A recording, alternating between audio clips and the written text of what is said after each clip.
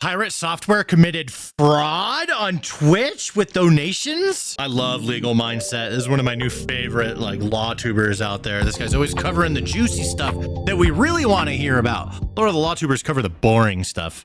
Pirate Software has opened the door to fraud allegations after a leaked DM shows some controversial behavior regarding his mod, bit donations, hype trains, and we're going to get into that today on The Legal Mindset. Of course, I'm Andrew Esquire, American attorney in this Legal Mindset. We teach you to be your own judge in a fast facts format, bringing you the quick and dirty version of the latest news. So what did Pirate Software do? Also, I got a walking desk thing now. Let's see here. We go a little faster. It's too slow. There we go. Now I could walk in YouTube at the same time. What's up? What's up? What's up? Pirate Software has been in the internet news over the past, 3, 4, 5, 6 months. Yeah. For various things that he has been doing. He's so annoying. But I can't stand Pirate Software. Actually getting caught in something where there could be real legal liability. Now, to be very clear, we are not addressing the drama today. Okay. So we're not going to talk about how he got his party killed in WoW and how he failed to even give a basic apology and say, hey, look, listen, this was really my fault. I could have done more here. I'll fill in on that one so you guys can know what we're talking about.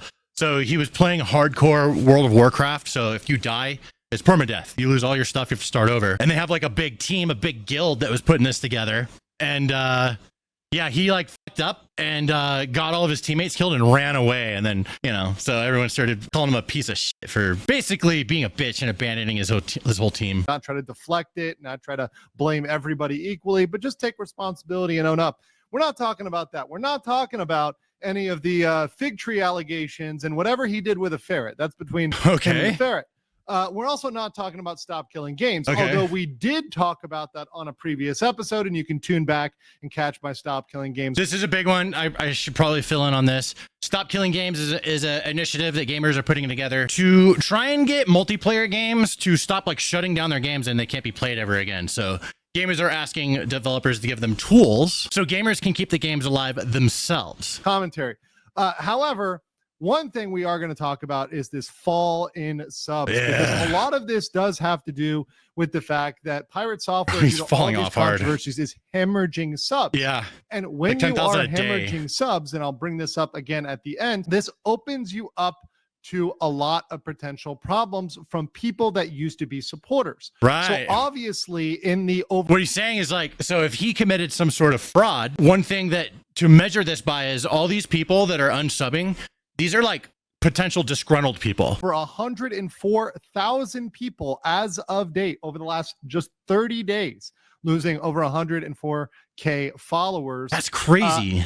Amongst those certainly are some whales, some people that donated a lot to his channel and now feel really, really hurt. They feel betrayed by Pirate Software. Off. And whenever you have that happen, not only are you going to have more people paying attention to your channel, more people looking for you to make mistakes, more people logging what you're doing, but you're also increasing potential liability because one of those people, any of those people that donated a lot, that felt they gave a lot, might have claim or cause if you end up slipping up and they felt misled, and that might generate some sort of cause of action. And they can try and get their money back. And Pirate probably spent it. That's something we might have here today. So let's get into it. What happened? So Pirate Software, while live, accidentally showed a DM with his moderator. So stupid. That DM shows that his mod was what a rookie mistake to extend Pirate's hype train. Now, that's a Twitch thing, and wherever you're on YouTube, we only have hype trains and you guys smashing the like button and commenting on the video, which is always appreciated. But that's, I'll do that right now. Let's go, dude. Thank you, Legal Mindset, for letting me react to your videos. I do get permission for these. It's a particular mechanism at Twitch, and Pirate Software has actually been known for breaking that record repeatedly. In fact, only recently, I believe the VTuber Vidal, Neurosama over there, beat his record, but previously he'd been setting records as related to this hype train. So it's something that, as a channel, if you're setting records, you're typically pretty proud of that. Now, it appears his DM, the DM with his moderator, it appears his DM was purchasing bits to extend Pirate's hype train. Now, by and in and of itself, and we're going to see that with the terms of service, etc., that probably wouldn't be. That's wild, dude. So basically, they conspired to inflate the hype trains to convince more people to join the hype train. Like when you plant somebody in an auction to keep raising the bid so other people have to raise their bids. So you just like inflate. It's like same thing. It's super illegal. Problem if the moderator was doing that on their moderator account, right? And the moderator was just as a moderator Right. going and donating those bits. However, it was beyond just the moderator doing it. The moderator was donating them not with their main account, but with an alt account, which the mod made Pirate aware of, and which presented itself not Sounds as shady. the mod, but as a friend of the mod, as a separate person who was not the mod, which is not true. We're going to see that right today. That's so I'm going wild. to pull up the actual footage for this. Of course, if you want to catch the full analysis, right, the full breakdown, you can always catch the full version on my live. So here is Pirate Software, and this is the moment in which he was caught in 4K, showing 4K the HD so here's him during technology. gameplay. I could place my head between them and go full burr mode and make what? And Okay, so bam, there it is. Oh, he paused. here's where he pulls it up, and this is the screenshot. Yeah. We're gonna go into it. I'm gonna read it through, but here's the screenshot, and you can see how quickly he's gonna click away from this. He's just gonna try to clear this out. Shit. Because obviously this does not look good. What a for him. rookie. So this is him pulling it up on What a screen here, rookie. and I'll just go ahead and let the rest of it play, as you guys will see that this is indeed Pirate Software. You can see his messages between Kronos, the ones that we were just showing you, and then you're going to watch. So you can see he's got it up here. He's going to click away, right? He clicks away pretty quickly, right, to get over here. And by the way, another thing, big credit to Quinn Theo. I'm going to tag his video in the video below for bringing this up and for making this presentation. Thanks, kind of collecting this man. together. But in that screenshot, we have some pretty damning proof Let's see it. that he was talking with Pop it the up. moderator in order to engage in this behavior. That don't look like no 4K. Just saying. He said he was caught in 4K. This looks like 480p. Just saying. Let's look at this here. I'm going to read through this for you guys so you get it. Kronos. So Pirate Software says, let me know if you do. Bits is going to be the best way to do it due to the return if you need to save it. So what he's talking about is, what is the most efficient way for you to buy these bits and then extend the hype train? And That can be argued. Sorry, I mean, I'm not a lawyer, but I feel like this can be argued that he meant something else because he didn't exactly say that. Legal mindset seems to be interpreting it that way here. But again, he's a lawyer. He knows this stuff more than I do. But I'm just saying, like, that's not what it says. return would imply that he's going to get money back, that he's going to get reimbursed. So that implies that as this moderator is donating, Pirate Software is going to pay him back for what he gets. So it's going to be returned to him. So he's going to get... I think that on Pirates, you know, and I'm not trying to defend Pirate Software. That guy's fucking annoying. I love these. I always trying to like, what are the both sides arguments? The argument here is going to say, I didn't say that, and you're interpreting it that way. I don't know. The implication I just don't feel is strong enough and can be argued against. As Pirate Software says, like an 82% return. See, T3s might be better, don't know. Bits is 82% return when you buy them in bulk. Have you bought any? He says, I've done 100 T1s on my personal, ready to do 40 T3s on my alt, can do bits instead or both. Did That's 50K not good. bits at 20 seconds left. So saying he extended the hype. So right here saying I can do this many 40 tier 3s on my alt. Although I'm saying that Pirate Software has some argument here against the implication argument. This is straight up like colluding to inflate the damn, you know, hype trains. Train with 50K bits when there were 20 seconds left. Okay, what is the alt? Serendipitous Bean. Remember that name, Serendipitous Bean. It's going to come up. Where's the beef? And then he goes on to say, the beef? Didn't mention this to the mods either. Now the challenge is to clear the queue. The queue is referring to his kind of backup TTS queue, which he has to clear. It's donated to charity. But the more important thing is this Serendipitous Bean. And here's this profile There it here is. and this information courtesy of Guy on Twitter. So thank you, Guy. IRL friend of Kronos and excited that they are now free from corporate. Love your stream and what you do for people here. There aren't many cooler supportive streamers left once they get big like this. Stay cool, bud, and tell Kronos that Ben sends their regards.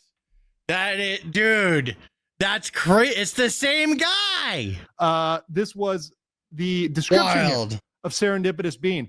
IRL friend of Kronos. So Kronos is the main moderator. And excited that they are free from corporate. Love your stream and what you do for the people here. There aren't many cooler supportive streamers left once they get big like this. Man. Stay cool, bud, and tell Kronos that Ben sends their regards. Caught So red-handed. this person is clearly painting themselves as not Kronos, not the moderator, but a separate IRL friend yeah. of this moderator, which is extremely deceptive, if you ask me. Now we have evidence of intent to be deceptive. That's really important here. So here it is, evidence. This person is capable of lying and being deceptive, and it's proven here. So that takes away any types of art that works against them. If they make any further arguments trying to explain things away, it's going to be a lot harder for, let's say, if this was in a courtroom, for a judge, or even if this was a jury issue, a jury to believe, because he's already proven as a liar and a deceitful person. How does this convert to a legal issue? Well, there's three potential legal questions, and these were brought up also by Quinn Theo in his very good video, which once again, I'm going to link in the comment below. He brought up the first two. I'm introducing a third one here. So the first one is Twitch terms of service. Then we have federal law violations and state law violations. Okay. So let's look at the Twitch terms of service. So obviously Twitch has this is totally against Twitch's rules, and it should be banned for this. Terms of service. There's many things you can and cannot do, but one thing they have is called a bit acceptable use policy. So you're supposed to use bits in a certain way. You're supposed to behave like a normal contributor and not do certain impermissible things. Like fluff the numbers. Example, you can't solicit bits in exchange for money or donations. Okay. That's one thing. You can't provide items or services that are sort of associated with monetary value in exchange for bits. Okay. And a big thing here, and this is one that I think he has to really watch out for, is selling, offering to sell, trading, bartering, or transferring bits to other users in exchange for real or virtual currencies. So there it is. If this mod is using these bits and transferring them to Pirate Software, and Pirate Software is converting that to cash and paying him back. Which this can all be found out, by the way. Like it's all traced. So if anything happened, it could be traced and found out whether this person was reimbursed or not. That would appear to violate the TOS. Beyond that, you cannot use the bits to engage in any fraudulent, criminal, or otherwise unauthorized activity, soliciting or receiving bits for any fraudulent or any other criminal activity. That could be a problem because of the nature of what they did, because they engaged in a kind of fraud there where you were having a sock puppet account, a fake account, an alt account, right? That is donating these bits, pretending to be a friend instead of a mod. Now, understand that a mod can very well be perceived as an agent or an employee of the streamer. Yep. So if a mod goes out and does something on the streamer's behalf, they are an agent. Right. And the streamer is what's called the principal. That's principal agent theory. And a principal can be liable for the actions of their agent. If you tell somebody to go out and do something, and certainly if you're compensating them or reimbursing them for that, they are your agent. So it's as if, like Charles Manson, do like a zoom in on my face and play some like ominous music, and then it just cuts right back to this like nothing happened. the streamer was doing this. So it's as if Pirate Software was engaging in this. And in this case, He it's was, we doubly could damning tell. because he shows he knows this. He was told this, and he didn't say, don't do that. He didn't say, well, that might be against TOS. He says, well, that's kind of shady. No, he's like, okay, great. He's like, okay, fine. In fact, he's strategizing on the best way to do this, which is, once again, not a very good look when we're coming to allegations of fraud. So let's continue here. We have federal, oh no, sorry. Let me go back here. With the terms of service, some people allege, and this is more of a kind of niche allegation here, Okay. but some people do allege, and this is something that I believe one of the lawyers brought up for this, was that, well, this is something that there might be a separate contract for. So the lawyer that was talking to Quinn Theo said, hey, there might be a separate contract that might supersede that. Well, in a separate part of the Twitch terms of service, which I looked up, it actually says even in other agreements, even if there is a separate agreement, even if there's a supplement, you still have to follow these terms and you cannot violate them. Okay. And I'm very sure that a separate agreement would have incorporated that statement because it's intended to be applied to all separate agreements. So even Lawyers got a lawyer, but I feel like this is just getting way too like what ify, right? Like, sure, lawyers have to be thorough, but I really just see this whole like additional part of like, well, if he had a contract, like, none of that fucking matters, dude. if there was a separate private streamer agreement, even if Pirate Software got a lawyer and negotiated a private agreement with Twitch, even if that happened, I doubt he's able to break those terms. And beyond that, he's not especially with like money stuff. You know what I mean? allowed to break the law. And what we get into next, Yeah, can't break the and law. the thing that's very spicy, is potential violations of federal law. Let's see and it. state law. So let's talk about federal law. Federal law is the Federal Deceptive Trade Practices Act, and that's something that is very, very well known by me. I covered that a lot. That was one of my kind of, I would say, specialties in the corporate realm. When I was corporate counsel. Okay. There are 3 separate elements. So you need a representation, omission, or practice that is likely to mislead a customer. Right. So the practice would be, hey, donating bits from the sock puppet account. Yeah, and inflating the hype train to encourage more people to join in, much like an auction, right? When you're inflating the auction bid. The consumer's interpretation is reasonable under the circumstances. So the consumer is thinking this is a private party. This is somebody else. This is not the mod. This is not Pirate Software. Yeah. They're thinking, oh, look, this person is extending the hype train. And so because of that, because of that misleading representation, Right. that materially led others to donate more to keep it going. Yeah. It's a very well-known thing in scams and cons. This is something that confidence men do. Okay. They get fake buyers to go out there and gin up interest so that people will buy stuff even though it's overpriced. That is That sounds like very close to what I'm talking about with my auction analogy. I feel so smart. very common fraudulent practice. So by not disclosing the fact that essentially your agent, your employee is going out here and doing that, that is misleading a reasonable viewer, a reasonable consumer. That's a possible interpretation. Quite frankly, I agree with this assessment. Like, that is not fair to inflate the numbers to try and encourage more people to give money. That's lying. That's lying, and it's manipulative. It's misleading. Pirate Software has no problem being that type of person. It pisses me off. He actually did that to his own viewers. Of that. Once again, it's not for sure that he would be convicted of this, but this is opening up the door to these questions. Yeah, probably nothing Beyond going to that, happen. There's state law. So Twitch is in California. Every state has their own. The only way something's going to happen with this is if, like, the story just kind of gets so big that the cops have to look at it. That's how these things go. The cops probably wouldn't really ever give a shit about this type of thing, but if something blows up big enough, it kind of forces their hand to, you know, put attention onto it, which could happen with how much people are covering this. Deceptive Practices Act. Florida has one, Georgia has one, New York. A lot of them follow what's called the UDTPA, which is the Uniform Deceptive Trade Practices Act. But some of them also have things that go further, and some of them have criminal penalties. Interesting. Including California. Okay. Which can hit you if you go cross certain lines. So Is Pirate Software in California? He might be. I think Blizzard is in California and he used to work for Blizzard. He's only told us 10 million times. But also Twitch is in California. So maybe that's why he's using California as the state law example. Legal Remedies Act. California has that. And I mentioned California, by the way, because that's where Twitch is. Oh. So it would be very reasonable if a California donor, if a California whale brought a claim against a California corporation in a California court. When he says California whale, he means like one of the viewers of Pirate Software that just donated a ton of money and now feels like disrespected because he found out that Pirate Software sucks and, you know, maybe fraudulently inflated the hype trains, right? And maybe they want to get their money back. You know, Twitch and against, you know, Mr. Pirate Software. So there's 3 things that really come up, and these are separate under the law. The Consumer Legal Remedies Act. Now, that's typically used to products, but there could be an argument that it would apply to services, particularly services that were fraudulent or misleading.